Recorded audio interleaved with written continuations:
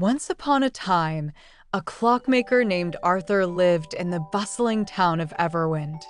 He was famous for crafting the most intricate clocks anyone had ever seen, each one a masterpiece of precision and beauty. Arthur's workshop was a magical place filled with ticking and whirring creations of all shapes and sizes. Arthur had a daughter named Clara. She was a bright and curious girl with a knack for fixing things, but she didn't share her father's discipline. Clara often spent her days daydreaming, drawing, or tinkering with little gadgets without finishing what she started. One evening, as the sun dipped behind the hills and the town settled into quiet, Arthur handed Clara an old, dusty pocket watch. "Clara," he said, "this watch is special. It belonged to your great-grandfather, but it's broken and I've been too busy to fix it. I want you to repair it. Take your time and do it well." Clara's eyes sparkled with excitement. "I'll fix it by tomorrow," she declared. Arthur smiled but warned, "Patience and care are key. Rushing may break it further." Clara eagerly brought the pocket watch to her room. She examined it under the lamplight, her mind buzzing with ideas. She grabbed her tools and began to work. At first, everything seemed simple. She opened the watch, revealing its delicate gears and springs. But soon, Clara grew frustrated. The tiny parts wouldn't fit back together, and the more she rushed, the more the watch refused to cooperate. "This is taking forever," she groaned. Determined to finish quickly, Clara forced a gear into place.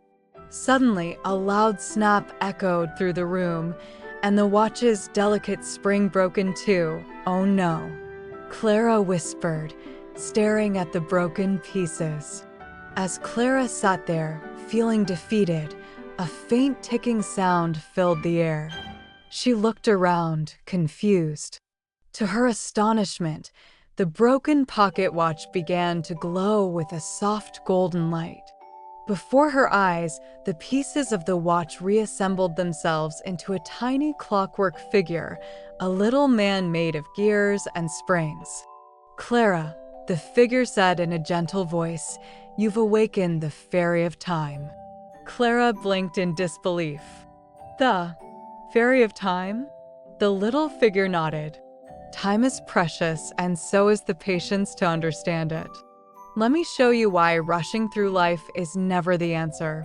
With a whirl and a click, the room around Clara changed.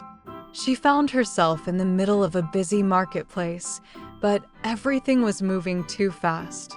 People rushed past her, faces blurred, and voices jumbled together like a storm. "This is what happens when you rush," the fairy explained. "You miss the details, the beauty, and the meaning of life." Clara tried to keep up, but it was overwhelming. "I don't want to live like this," she cried. The fairy nodded again and waved his tiny hand. The scene slowed down. Now, Clara could see the colors of the flowers in the market, hear the cheerful laughter of children, and feel the warm sun on her face. "See," said the fairy, "when you take your time, everything becomes clearer, more beautiful, and more meaningful." Clara blinked and found herself back in her room, the broken pocket watch in her hands. But this time, she felt different. She didn't rush or let frustration take over. Instead, she carefully examined each piece, slowly and patiently fitting them together. By morning, Clara had repaired the watch. She ran to her father, holding it up with pride. "Father, I did it," she said. Arthur examined the watch and smiled warmly. "I knew you could, Clara. Patience and care always lead to success." From that day on, Clara worked beside her father in the workshop. She became known for her creations, clocks that were not only beautiful, but also crafted with love and attention to detail. And the spirit of time? Well, Clara never saw him again, but she carried his lesson in her heart forever.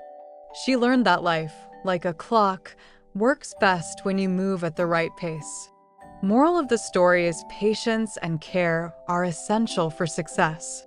Rushing through tasks or life means missing out on the beauty and meaning along the way. The end.